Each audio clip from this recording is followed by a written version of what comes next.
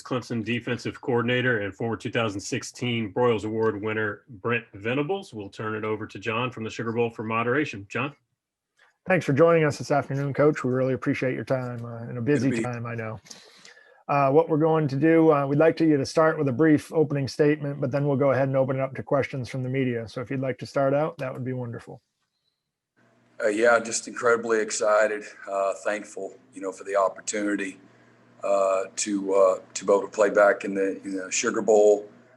So proud of our guys. Started the year with 9 first-time starters. First game back at Wake Forest, and it's been a lot of fun. Really proud of our guys, how much they've grown up, certainly improved, but just developing an identity and going through some struggles along the way and just getting better. It's been a fun year and fulfilling year. There's nothing better for a coach to watch your guys just get better from the beginning to the end. Watch leaders develop,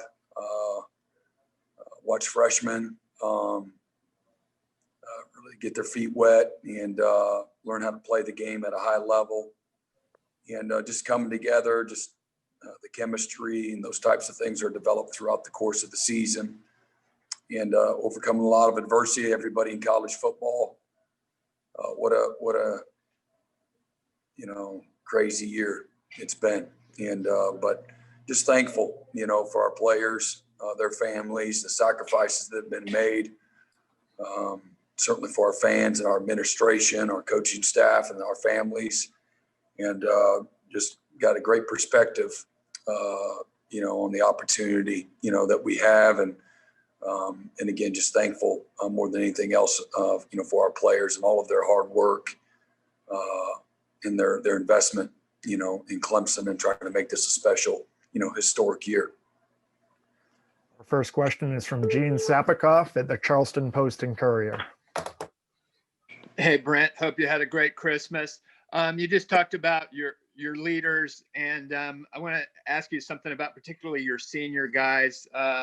How important have the parents of those guys been that you've had in developing that sort of character and leadership, and in particularly Niles Pinckney's mom and dad and their impact on the program?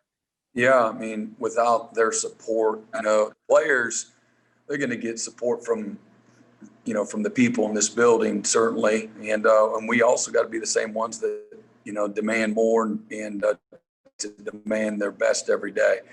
Without the support of the families, or not everybody has the same support system. So wherever that resource is coming from, sometimes it's the coach, sometimes it's somebody in the hometown, sometimes it's an aunt and uncle.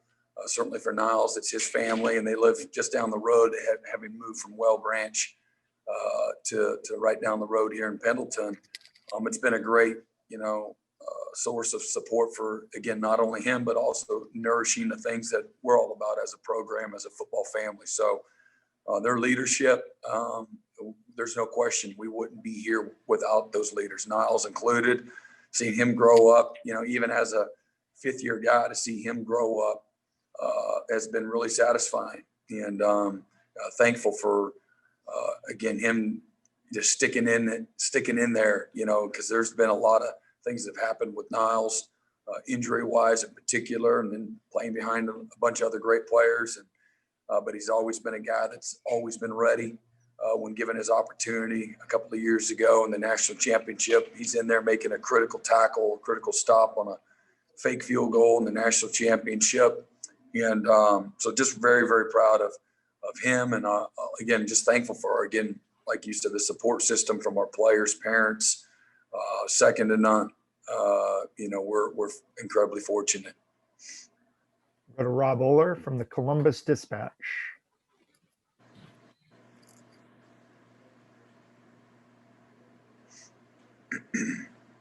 Rob, are you with us?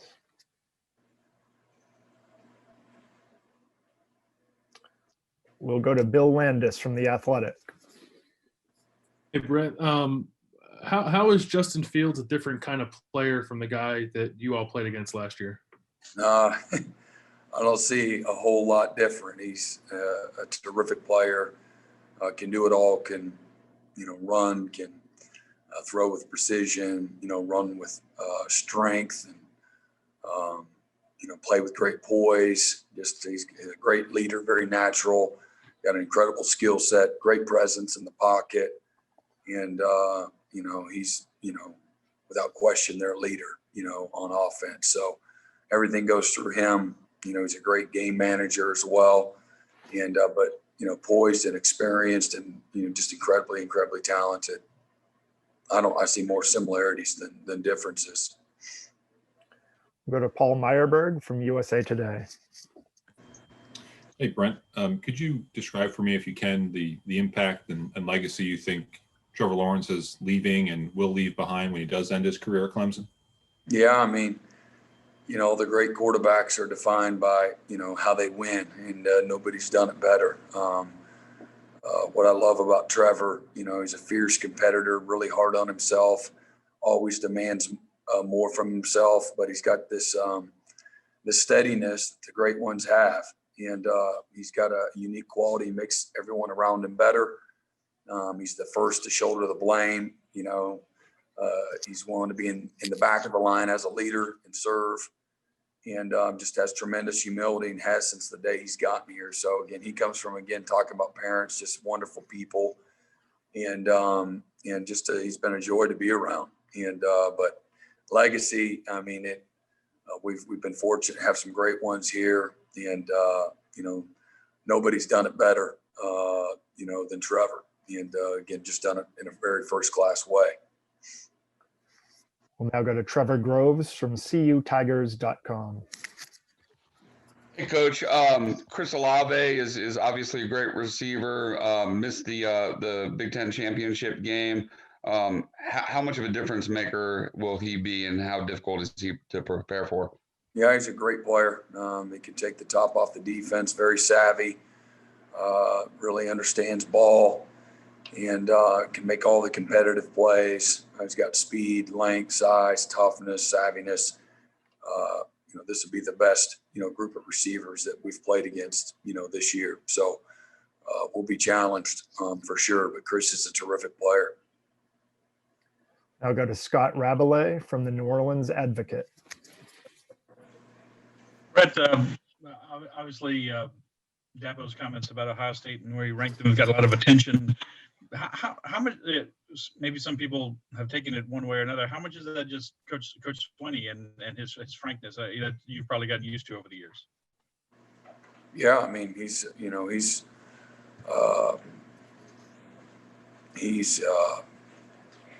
to speak from his heart, and he's going to stand on his beliefs, and he's certainly not going to be politically correct. And I'll be honest, certainly I'm paying attention, but it doesn't really affect us at all. Again, this is just another great opportunity. And so whether or not he upset the apple cart or whatnot, I mean, Ohio State's going to be excited to play just because it's a great opportunity. You get in the playoffs. I mean, that's what it's all about, is making the most of your opportunity. And certainly this year, everybody's worked hard. Everybody's had a lot of struggle. Everybody has made a lot of sacrifice, whether or not you're able to play games or not, when you started or not. There's been anxiety for everybody. There's been unsuredness, a lack of security, a lot of unknown, a lot of pain, a lot of hurt. And certainly, again, the commitment to a team is hard and demanding on everybody. So to say who's had more or less is certainly not for me to judge, but I know it's been tough on everybody. Matter of fact, I remember maybe it was the day that the Big Ten announced they weren't playing, and Kevin Wilson and I, who we coached together at Oklahoma, and our families are close, but we're on the phone just trying to see what each other's heard and what's going on, and just how disheartening it was for us as coaches to think, man, they're really going to cancel this college football season. So to fast forward what seems like 3 years later, been one of those kind of years for everybody. how could you not just be so, again, appreciative and thankful for, everybody that's had, a hand in, getting to this point. So, you don't need any extra motivation. You playing these games, man. Are you kidding me? It doesn't matter who you're playing. It's what you're playing for, and that's what, our focus has been on here. Next up is Bill Rabinowitz from the Columbus Dispatch. Yeah, Brent, this is a little bit of a follow-up on that. Dabo's reputation has been kind of this aw shucks guy, and could you just kind of speak to the evolution that you've seen in him, how comfortable he is in his skin now? I think he's always been comfortable in his skin since I've known him. He's the same exact guy. He's the guy I thought that he was when I saw him from afar. He's just very genuine, real, authentic, raw, emotional, speaks from the heart, true to himself, true to his values. And people, when you're in the spotlight, people are gonna, they can manipulate it any way they want. And, he's not ever trying to claim to be a perfect person or an opinion that's that everybody's going to agree with. But when you're in the spotlight and people put a mic in front of you, you can again choose to be somebody that you're not, or just again be true to yourself. So, I know he's a fierce leader, somebody that is an incredible man, husband, father, Christian leader, coach. Know he cares deeply for his players and his program and the former players and every one of the members of our families. And he loves this sport. And, he loves the sport, what it stands for, how it's changed lives, the generational change that you gain through your experience as both a player and a coach. And, he's somebody that has benefited greatly from, coaches and the opportunity to play this game. And he's impacted and changed for the better so many lives. And so there's nobody on this earth that I have more respect for. I know who he is and what he stands for. And I know how he's made me a better husband and a father and a Christian and a coach. And just very, very thankful, for him. And that doesn't mean that we got to agree with everything. He doesn't expect that, with everything that he thinks, but we certainly are there to support him in every way. He's as real as it gets. And one final question from Dennis Dodd from CBS Sports. Hey, Brent, congratulations again. There's a reason that teams don't run the wishbone anymore, don't run the veer. Is there ever going to be a magic bullet defensively for what's going on offensively with the spread, do you think? Oh, man, I don't know. It seems like come down to our staff room and you hear all of our complaints. Woe's me. It's hard. It's harder than it's ever been, to coach defense. And but I love it. It's a challenge, and I don't know.